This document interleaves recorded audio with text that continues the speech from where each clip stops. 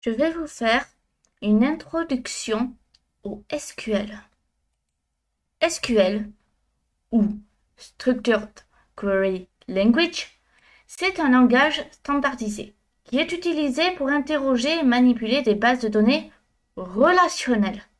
Il a été développé pour permettre aux utilisateurs de définir des relations entre les données, de les manipuler et de pouvoir gérer les accès à celles-ci. SQL est basé sur le modèle relationnel des bases de données introduit par Edgar Colt en 1970.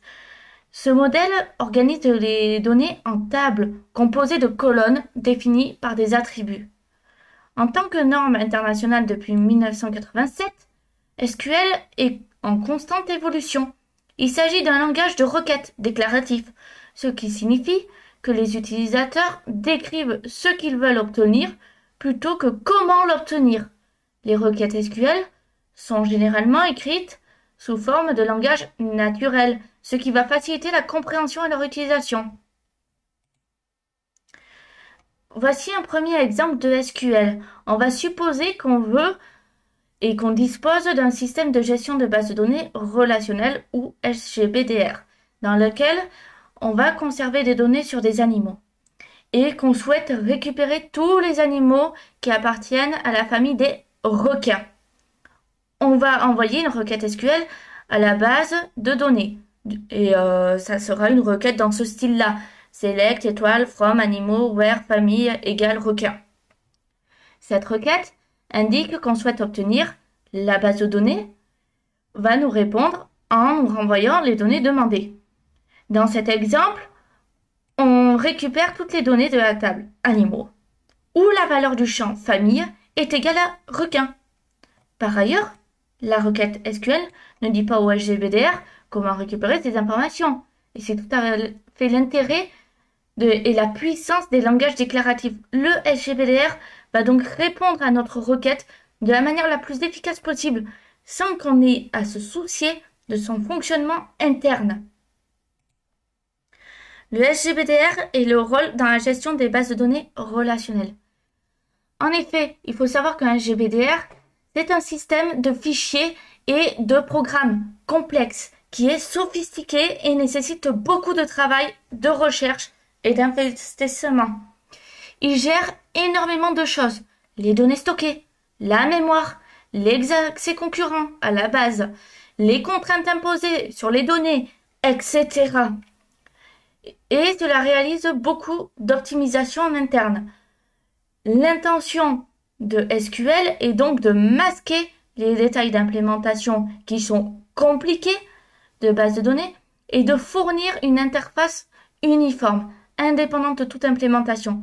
L'utilisateur d'un SGBDR ou client peut se concentrer sur l'écriture de requêtes SQL, répondant à ses besoins, comme on pourrait dire « Retourne-moi tous les animaux appartenant à la famille des requins ». Et cela sans demander où sont stockées les données de la machine, sous quel format, comment les lire, etc. Par exemple, la manière de stocker des données physiquement est le problème du SGBDR, pas du standard SQL. Le standard SQL, lui, définit comment formuler la demande de données. Le SGBDR doit se débrouiller pour y répondre. C'est le problème du SGBDR de répondre, pas au SQL. Il existe de nombreuses implémentations de standards SQL et parmi les plus connues, on peut citer DB2, IBM, MySQL, Oracle d'Oracle Corporation, MariaDB, PostgreSQL, SQLite ou encore SQL Server de Windows. Chaque SGBDR va avoir ses avantages et inconvénients, comme partout, et cela implémente de manière plus ou moins avancée le standard SQL et propose ainsi ses propres fonctionnalités. Oracle est par exemple un SGBDR qui est le plus avancé, le plus performant au monde. Mais c'est un SGBDR propriétaire, dont la licence est vraiment très onéreuse. PostgreSQL, c'est quant à lui le SGBDR le open source le plus avancé dans l'implémentation des standards SQL. MySQL, qui est devenu populaire dans la stack LAMP, Linux, Apache, MySQL, PHP. Au début des années 2000, pour la mise en place de sites web avec des logiciels libres, c'est le SGBDR qui est utilisé pour WordPress par exemple. Comme SQL est un standard de la requête SQL, cité précédemment, on se permettra de récupérer les animaux de la famille des requins auprès de la base de données, soit SQLite, SQL Server, Oracle, MySQL, etc. Du modèle relationnel au SQL. Le modèle relationnel est fondé mathématiquement sur l'algèbre relationnelle d'Edgar Code. Dans l'algèbre de Code, les données sont organisées en relations, d'où le nom du modèle. Une relation est définie par un nom ou plusieurs attributs, évalués et par une clé. On peut prendre par exemple la relation employé. Sa matricule, le nom, le prénom, date de naissance, et ça pourra attribuer. Et on a pour clé l'attribut matricule, et est défini par 4 attributs au total. Les informations rangées dans la base doivent donc être définies pour 4 valeurs. On a par exemple le 1, Bordenave, Alice, 23 septembre 1923 ici. Et on a un ensemble de valeurs de valides. Pour la relation employée, on parlerait aussi de tuple. La valeur de la clé, ici ID matricule, serait donc différente pour chaque tuple et relation, et ainsi avoir une clé unique.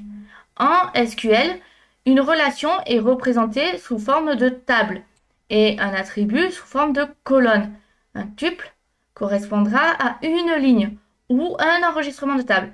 Ainsi, pour représenter donc les exemples qu'on a vus précédemment que j'ai dit à l'oral, on utilisera ce tableau. La relation donc des employés est représentée par employé, définie par la colonne matricule, nom, prénom et date de naissance. Et ensuite, on a nos données. Donc, avec la colonne matricule qui sert de clé que l'on appelle clé primaire. En SQL, sa valeur est différente pour chaque ligne, afin de l'identifier de manière unique et sans ambiguïté. Dorénavant, on peut représenter les relations sous forme de table avec des colonnes et des lignes. Le modèle relationnel, donc il faut comprendre les relations. Pourquoi le modèle relationnel s'appelle-t-il ainsi? Ce modèle est basé sur le concept de relation. Les relations sont souvent confondues avec les associations. Les liens entre relations, qui sortent du cadre du module, qui procurent toute la puissance au modèle relationnel, le mot relation est à comprendre au sens de relater, rapporter les faits, et non comme une liaison entre plusieurs entités, comme une relation amicale, une relation amoureuse. Une relation est donc une structure qui peut contenir des données et des faits à rapporter à l'utilisateur de la table.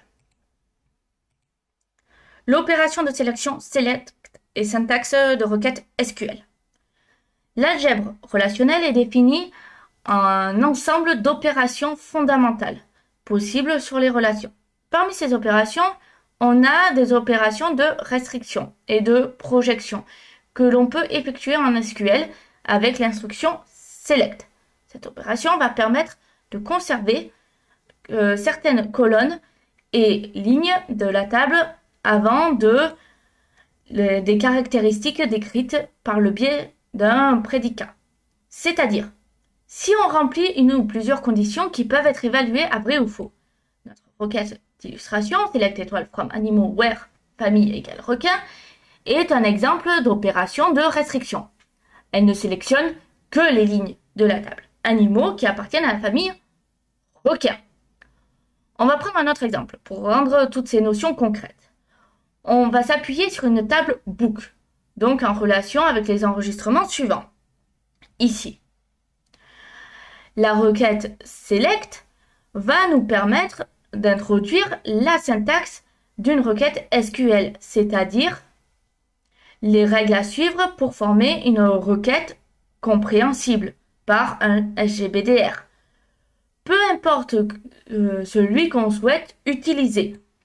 Si la syntaxe n'est pas correcte, le système qui gère la base de données renverra une erreur, ou pire, il réalisera des opérations non désirées sur la base. Alors je précise que j'ai tronqué l'exemple en deux. Donc là, on avait une première partie qui s'arrête à 8 et on continue à partir de 9. Pour continuer, il faut prendre garde toutefois, chaque SGBDR peut avoir des éléments mineurs de syntaxe différents qui jouent avec quelques libertés laissées par le standard. Lorsqu'on travaille en SQL, il faut toujours effectuer des recherches en indiquant quel SGBDR on souhaite utiliser. Une requête SQL, c'est une chaîne de caractères qui est écrite dans un langage proche du langage naturel, de la langue anglaise, et qui est transmise au système de base de données. Ce dernier va alors l'analyser en suivant un ensemble de règles qui lui est propre à son implémentation et va retourner une réponse sous forme de table. Voici donc une requête select sous la forme suivante. Donc ça s'écrit ainsi. Dans cette convention d'écriture, toute expression placée entre les crochets est optionnelle et peut être omise. Le symbole 3 petits points indique la répétition de l'expression qui le précède. Par convention, on indique les mots réservés du langage SQL en majuscules. Select, from, etc. Bien que SQL soit insensible à la casse, cette convention va permettre de faciliter la lecture et la compréhension d'une requête. Dans cette notation, call_name va indiquer qu'il faut sélectionner au moins une colonne de la relation et call_name avec les crochets, 3 petits points, indique que l'on peut en sélectionner plusieurs si l'on souhaite 2, 3, 4, etc. C'est la partie projection de la requête, comme on peut le voir. Le mot-clé from indique la table dont on souhaite extraire les données. Chaque requête SQL va se terminer par un point-virgule pour indiquer au SGBDR la fin de la requête. Une requête peut s'écrire sur plusieurs lignes et n'est pas sensible aux espaces ou tabulations. Elle doit donc seulement se terminer par un point-virgule. On peut prendre l'exemple suivant. Si on veut récupérer tous les titres de livres qui ont été publiés, on peut écrire select title from book. Littéralement, cette requête peut se lire comme sélectionne toutes les valeurs de la colonne title de la table book. Le système va donc répondre en retournant ceci. Donc bon, j'ai mis sur deux lignes parce que sur deux colonnes parce que ça rentre pas, mais en soi ça serait l'un en dessous de l'autre. Le SGBDR donc nous renvoie une table avec une seule colonne, la colonne title, demandé et toutes les lignes. Si nous voulons récupérer tous les titres de livres qui sont publiés et le nom de l'auteur, on peut écrire select title, author name from book. Le SGBDR renvoie ceci.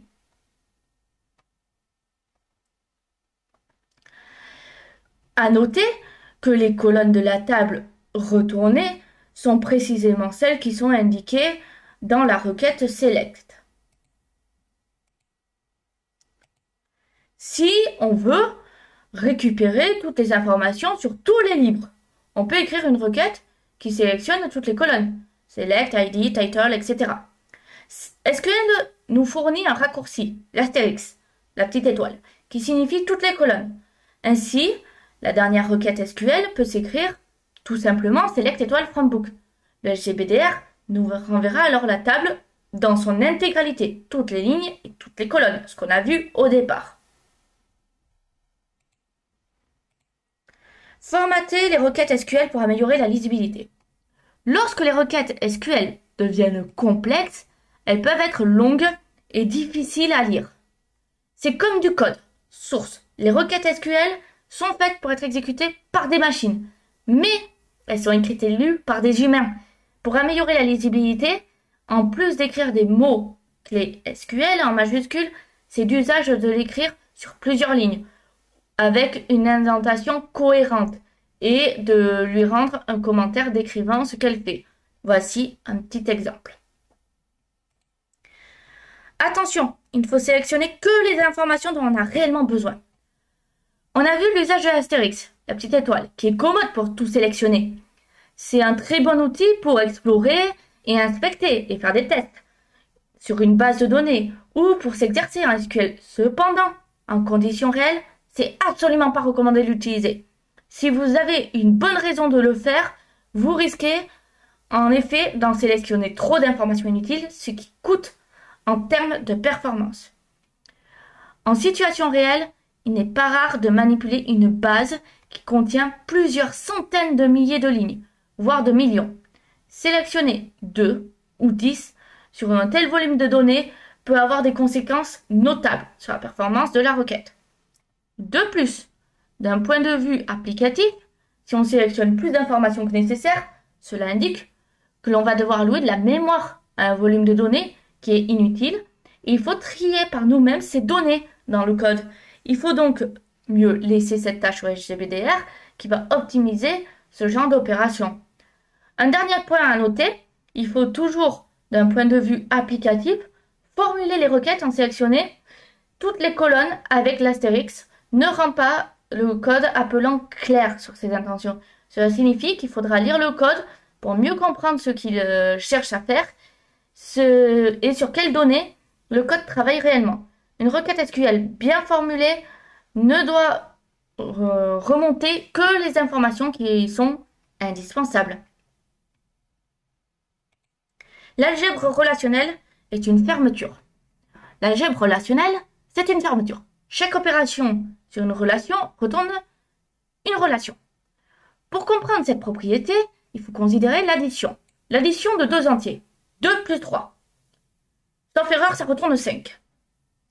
Sur lequel c'est possible d'appliquer à nouveau l'addition. C'est un entier, donc ça retourne 5. On peut faire une nouvelle addition.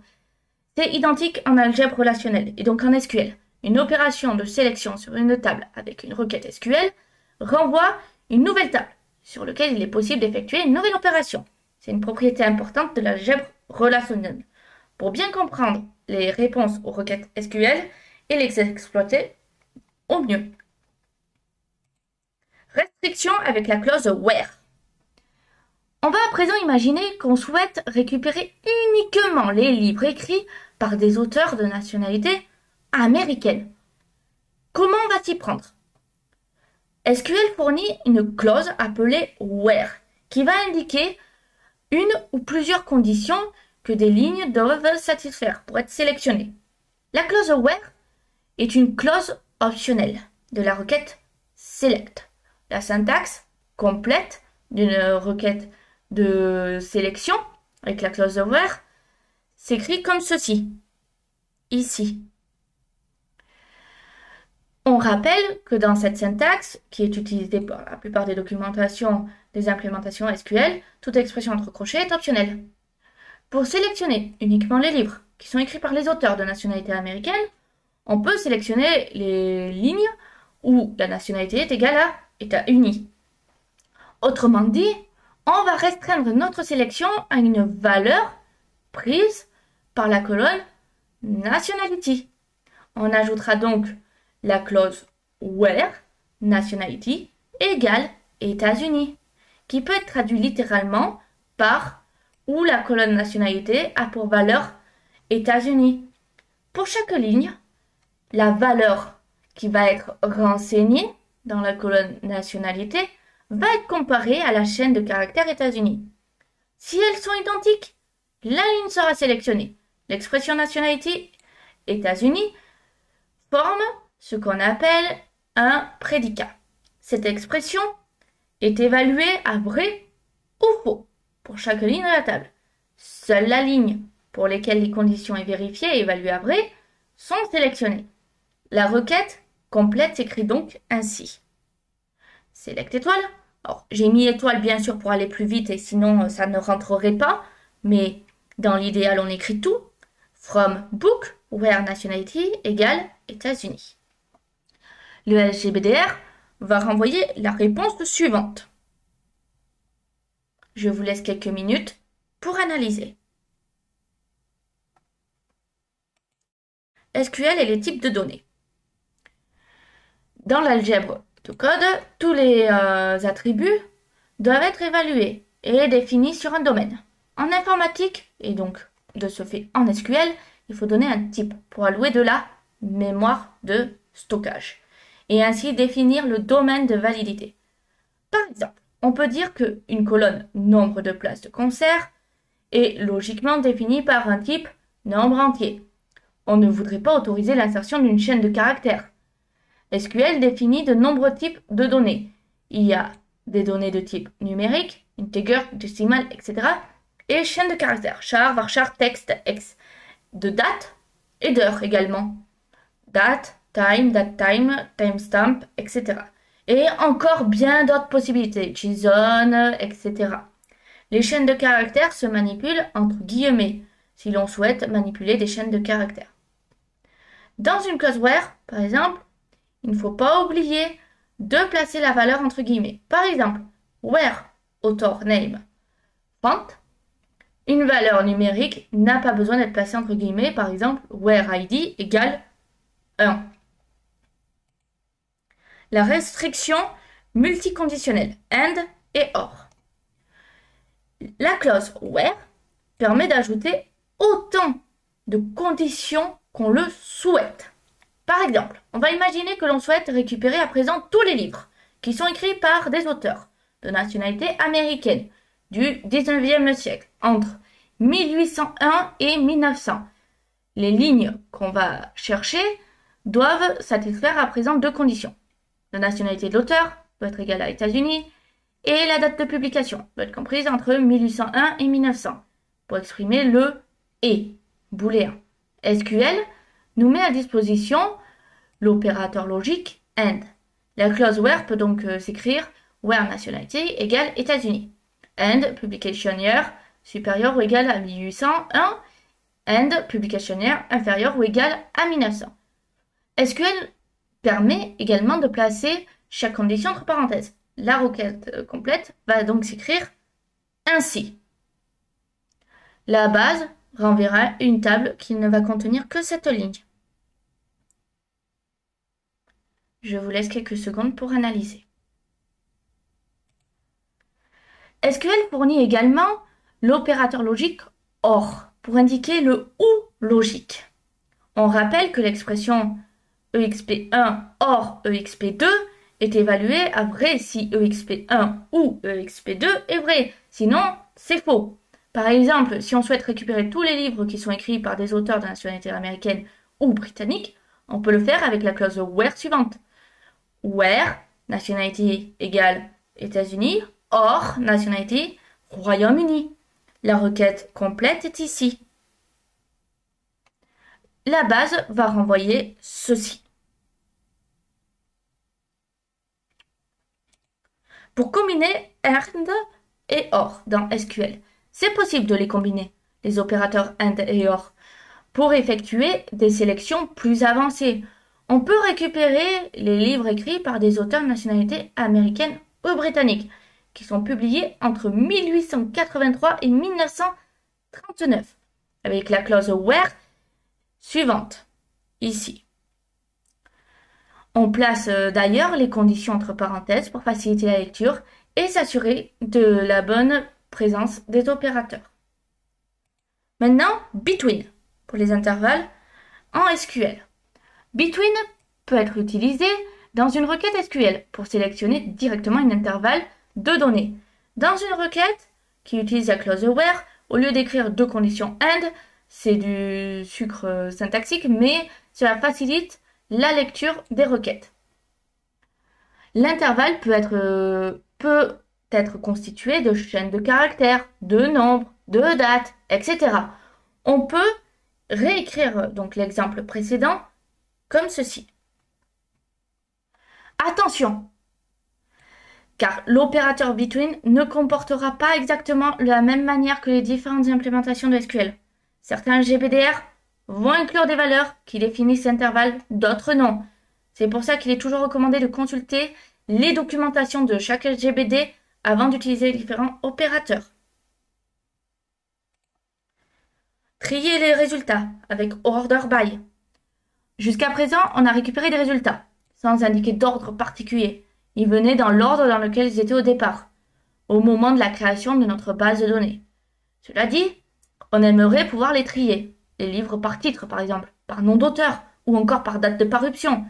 Pour cela, SQL va nous fournir l'opérateur order_by. Comme la clause where, order_by est une clause qui est optionnelle dans select. La syntaxe complète de requête de sélection avec la clause order_by est ainsi. Order_by colon ask desk en fonction de l'ordre qu'on veut. Ça indique qu'il faut donner le nom de la colonne callName sur lequel on souhaite classer les lignes. Par défaut, les résultats sont classés par ordre ascendant, du plus petit au plus grand. Mais c'est possible de classer dans l'autre sens, avec DESC. La notation ASC, DESC, indique que l'on peut utiliser ascendant ou descendant, mais pas les deux en même temps. On récupère la liste des titres d'ouvrages, triés par ordre alphabétique. Pour cela, on va classer les résultats en utilisant la colonne title de manière ascendante, ordre alphabétique, soit order by title, ou de manière explicite order by title ascendant. La requête s'écrit ainsi. Si à présent, on veut récupérer la liste des ouvrages du plus récent au plus ancien, on peut classer les livres de la colonne publication year du plus grand au plus petit, soit order by publication year descendant. La requête complète s'écrit ainsi. Et voilà ce que ça donne comme résultat. Attention, dans une table, l'ordre des lignes est arbitraire et ne porte aucune information. Autrement dit, il n'existe pas de notion d'ordre de ligne dans une table. C'est une base de données relationnelle. Si on souhaite trier les lignes suivant un certain ordre, il faut appliquer une opération de sélection avec la clause order by. Manipuler les données avec SQL. Insert, update, delete. SQL, c'est un langage pour interagir avec la base de données relationnelle.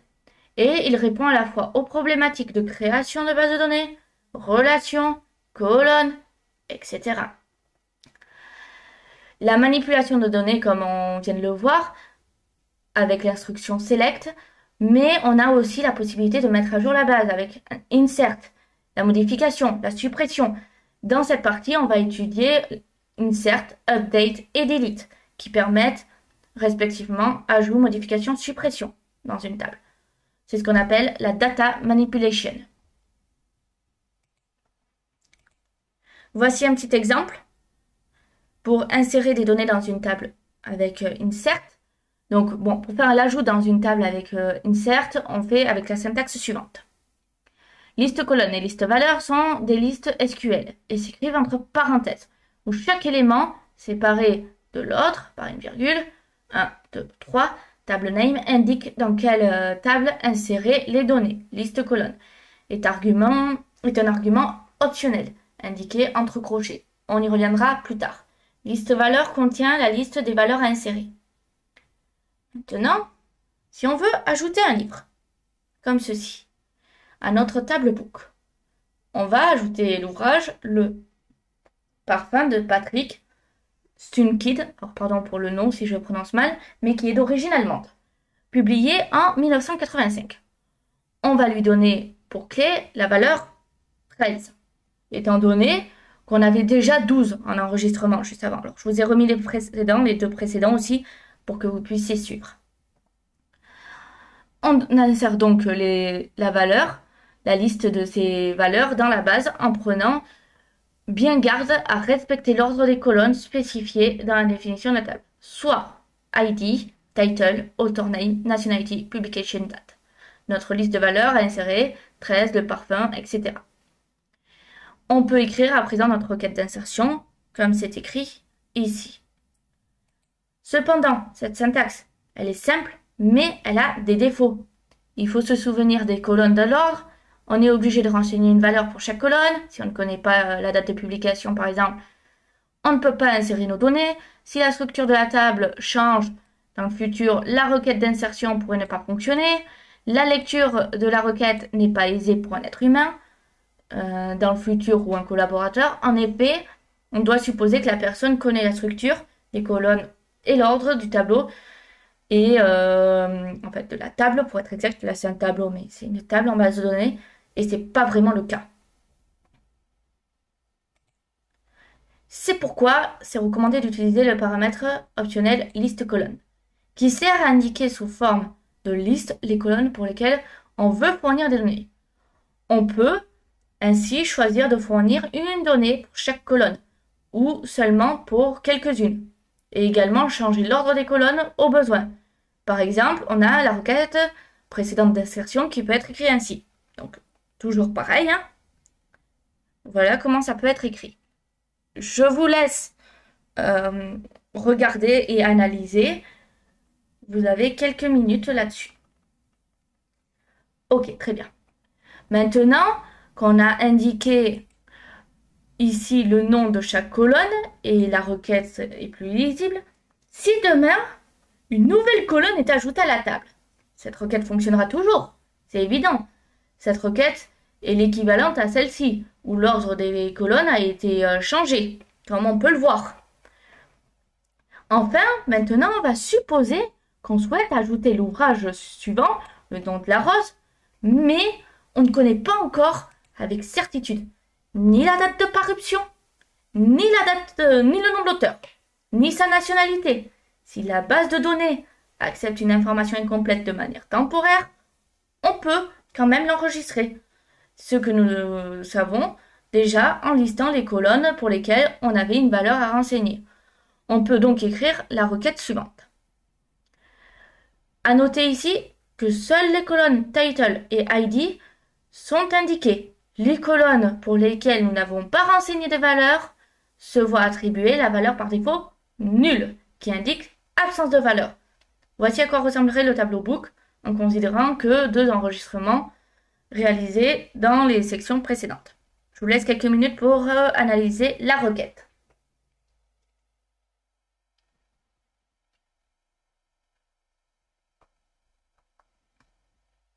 Bien. Maintenant, on va lister les colonnes dans l'instruction insert. Comme nous l'avons vu, on peut ignorer l'argument liste colonne, qui permet de lister les colonnes pour lesquelles on allait fournir plus tard des valeurs.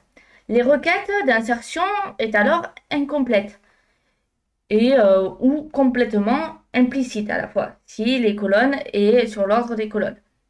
Nous avons vu qu'une telle syntaxe pouvait avoir de nombreux défauts. C'est pourquoi en pratique, prenez toujours soin de lister les colonnes dans l'instruction insert. Nul est la structure de la base de données. Dans l'exemple précédent, on a inséré un jeu de données incomplet, en supposant que la base accepterait certaines colonnes, qui se trouvent donc avec la valeur nulle. Pour l'enregistrement, une valeur réservée.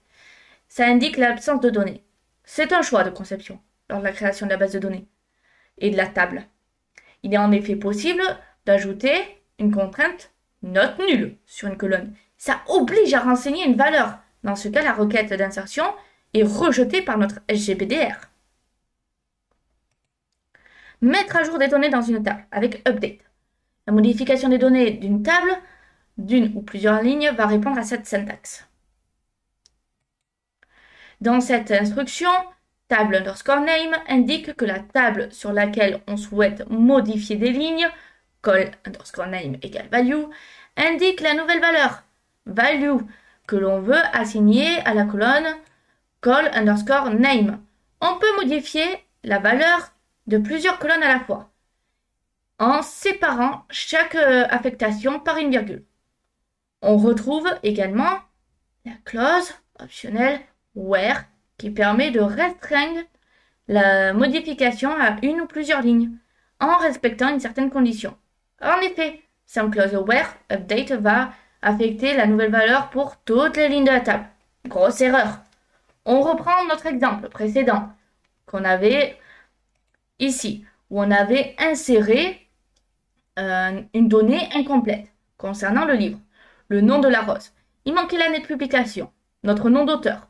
Après quelques recherches sur Internet, on a à présent les informations. On sait qu'il a été publié en 1982 et qu'il a été écrit par un Italien, Umberto Eco. On va mettre à jour cet enregistrement avec l'instruction update. Cette requête a pour effet de mettre à jour les valeurs de la colonne author name, nationality et publication year, avec les valeurs fournies, uniquement pour la ligne qui satisfait la colonne ID égale 14.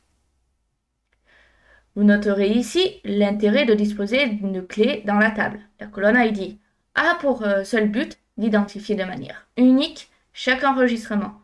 On peut donc s'en servir pour identifier une ligne sans ambiguïté, à condition de connaître la valeur visée. Malheureusement, après vérification, il semblerait que notre livre, Le nom de la rose, a été publié en 1980 et non 82. On va essayer d'écrire la requête pour effectuer cette modification. Voilà la requête en question. Attention à l'irréversibilité des requêtes update et delete. Lorsqu'on fait un update ou un delete, qu'on verra après, il faut faire très attention de bien définir la clause where. Si on veut appliquer un traitement qu'à une ou quelques lignes, sinon la requête s'appliquera à toute la table, et qu'on n'avait pas de bouton annulé, la dernière opération sur une base de données, si la requête était exécutée, il est déjà trop tard. Toute requête exécutée affecte votre base de données de manière immédiate et irréversible. Il faut donc bien faire attention à ce qu'on fait. Il faut se relire plusieurs fois et préparer en amont lorsqu'on veut exécuter une requête sur une base de données. Avec de grands pouvoirs viennent de grandes responsabilités, comme le dit l'expression. Supprimer des données dans une table avec delete. La suppression des lignes dans une table se fait avec l'instruction delete et nécessite la syntaxe suivante. Cette requête est plus simple.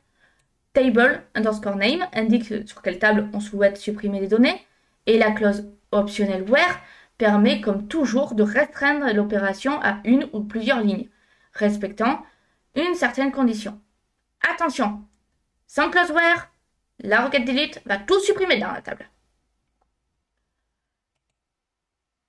Donc, on suppose que l'on souhaite retirer tous les livres qui sont écrits par l'auteur de nationalité française de notre base de données. Donc, voici ce que ça donne. Donc là, pour l'instant, j'avais pas assez de place, donc voici la suite.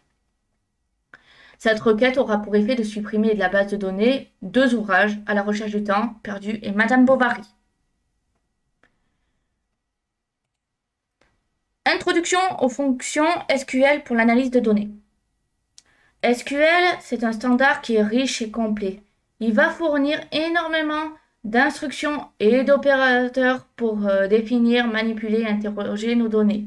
Parmi les outils qu'il met à votre disposition, on peut trouver un ensemble de fonctions, des fonctions numériques, ABS, COS, SIN, etc. Fonctions sur la manipulation de dates, addDate, dateDiff, etc. Et les fonctions de groupe, sum, count, AVG, etc. qui s'appliquent sur plusieurs lignes d'une table à la fois. Ces fonctions sont très pratiques pour faire de l'analyse de données. On peut calculer des statistiques, des valeurs minimales ou maximales d'un jeu de données. Et enfin, SQL va fournir un moyen de regrouper les lignes pour appliquer le traitement spécifique par lot. C'est ce qu'on va voir après. Les fonctions de groupe count pour compter les lignes. Combien d'ouvrages disposons-nous dans notre table? Quel est l'ouvrage qui est publié et le plus ancien? Le plus récent? C'est possible de savoir et de répondre très facilement à ce genre de questions SQL grâce à l'opérateur de sélection avec l'instruction select qu'on a vu combinée aux fonctions de groupe mises à disposition par SQL. Pour compter le nombre d'enregistrements SQL qui fournit la fonction count. On se rappelle comment récupérer toutes les lignes de la table book. Select étoile from book. Pour retourner non pas toutes les lignes, mais le nombre de lignes, on peut utiliser la fonction count comme suit. Select count étoile from book. La fonction count s'applique sur l'ensemble de la table. La requête dit sélectionne le décompte total des lignes de la table book et la base de données nous renvoie le résultat suivant. Alors, count étoile, c'est pas très lisible. Il faut se rappeler qu'une sélection avec select renvoie toujours une table, le modèle relationnel et une fermeture. Donc ici, on récupère une table avec comme nom de colonne par défaut Kant étoile. Comme j'ai dit, c'est pas lisible. On ne comprend pas forcément ce que c'est. Et comme ligne, le résultat 12. On peut également donner un alias. Et c'est là où ça va devenir plus lisible à la colonne de la table résultat avec la clause as. Donc par exemple, nombre total de livres, on peut écrire. Ce qui donne comme résultat nombre total de livres 12. C'est forcément bien plus lisible que ce qu'on avait avant. Donner des alias à des colonnes, ça permet de donner un peu de contexte sur notre résultat. Les fonctions de groupe, max et min. Pour extraire des valeurs maximales ou minimales dans une table SQL, met à disposition les fonctions de groupe, max et min. Sa syntaxe est la suivante. Donc, ici, on a la syntaxe en premier. On passe ici un argument de max ou min et la colonne call name que l'on souhaite interroger. SQL va trouver de lui-même la valeur max et min dans cette colonne. Par exemple, si on sélectionne l'année de publication la plus ancienne qui est renseignée dans la base, et donc ayant la plus petite année de publication, en interrogeant la colonne publication year. Donc ici, on a la requête et on obtient notre résultat. De la même manière, pour trouver l'année de publication la plus récente, on peut faire ainsi. Opérateur de regroupement group by. L'opérateur de regroupement group by peut paraître plus complexe au premier abord. On va finir donc avec lui. Group by permet de regrouper plusieurs résultats en sous-groupes et ainsi d'appliquer une fonction, un comptage, une moyenne, un maximum sur chacun des groupes qui ont été constitués.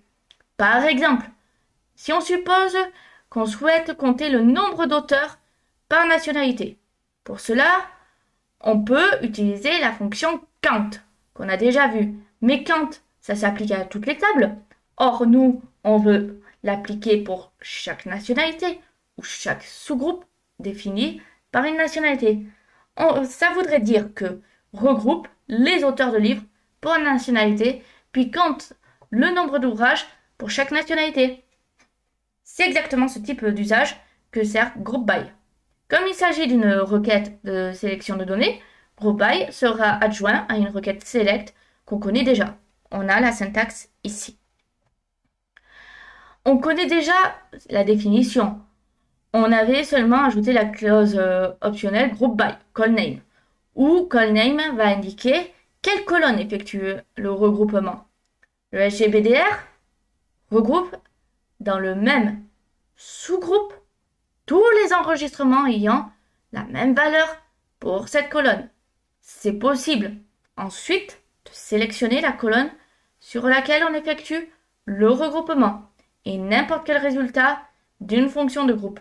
Groupe opération comme count. Pour écrire la requête, compter le nombre d'auteurs par nationalité, on va donc regrouper les auteurs par nationalité avec la clause group by nationality. Tout d'abord, on va appliquer l'opération count étoile sur chaque sous-groupe et retourner une table contenant les colonnes nationalité et count étoile que nous aliaserons nombre d'auteurs. Voici ce que donne la requête. Et voici notre résultat qu'on obtient en retour. Sans qu'on le voie, la base a réparti toutes les lignes en différents sous-groupes, Royaume-Uni, Espagne, Italie, etc. Et appliqué la fonction de groupe count à chacun d'entre eux. Ensuite, elle retourne le résultat sous forme de table, contenant les valeurs de colonne, nationality et somme pour chaque sous-groupe. Pour conclure, dans ce module d'introduction au SQL, on a vu que le SQL c'est un langage qui est standardisé et qui permet d'interroger et de travailler sur des bases de données relationnelles. Plusieurs groupes et entreprises ont implémenté le standard SQL depuis sa création, car c'est très pratique. Et ça existe en grande variété de systèmes sur le marché. Aujourd'hui, MySQL, Oracle, MariaDB, PostgreSQL, SQLite, etc. Les implémentations sont des systèmes de gestion de bases de données relationnels, aussi dit SGBDR. Des programmes complexes et optimisés qui savent interpréter et traiter les requêtes SQL de manière optimisée. Tous ces SGBDR implémentent le standard de manière plus ou moins avancée, car SQL va évoluer et évolue toujours aujourd'hui. Pour interagir avec une base de données relationnelle, il faut connaître déjà le SQL et lui envoyer des requêtes SQL. C'est une chaîne de caractères bien formée qui se termine par un point-virgule. Une requête SQL qui permet de modifier la base de données, de mettre à jour les données, de l'interroger, mais aussi de gérer les accès. C'est une interface commune à tous les SGBDR. SQL est un langage déclaratif qui est puissant, proche du langage naturel, où l'on exprime ce que l'on veut faire ou obtenir, et non comment le faire, comment on le ferait dans un langage procédural. On a vu quelques instructions SQL qui sont essentielles, comme l'instruction, par exemple, select, qui permet d'interroger une base de données pour en extraire facilement de nombreuses informations. SQL ne va pas permettre seulement d'extraire les données stockées en base de données. Ça permet surtout de fabriquer de nouvelles informations à partir de données qui sont stockées avec des outils de filtre, de tri et de fonctions qui sont mises à disposition. On a également vu les instructions telles que insert, update et delete qui vont permettre de créer, modifier et supprimer les données de la base. Enfin, maintenant, on sait manipuler quelques fonctions de groupe comme count et l'opérateur de regroupement group by qui permettent d'extraire des informations sur l'ensemble des données. Maintenant, vous avez les bases du langage SQL pour gérer vos bases de données.